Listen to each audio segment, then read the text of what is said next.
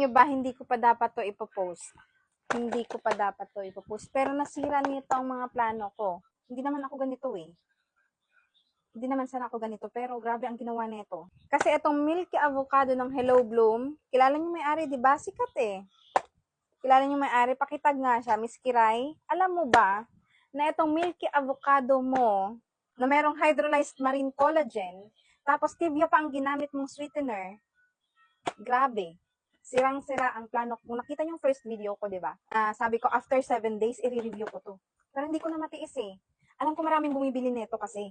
Marami. 10 piraso pa naman ang laman nito. Tapos ang kanyang claims, maganda sa digestion, cleansing ng katawan, pang glow.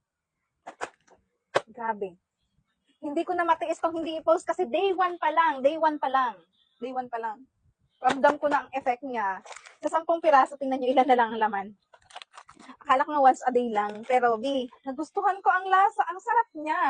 So, kung sino dyan mahilig mag-milk tea, eto na lang. At alam nyo ba, ang effect nito sa akin, maganda siya sa digestion. Totoo ang claim niya na maganda siya sa digestion kasi hirap ako magdumi.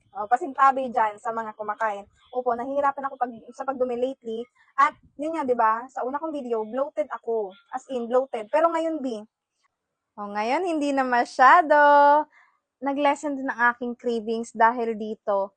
At alam nyo ba, magaan sa pakiramdam, lalo na sa umaga. Nakaka-energize din siya. Kaya ako sa'yo, itry mo na din itong Hello Bloom. Nalink ko na sa Yellow Basket ang legit na pagbibilhan nito. Huwag kung saan-saan bumili. Dito lang. Check out ha.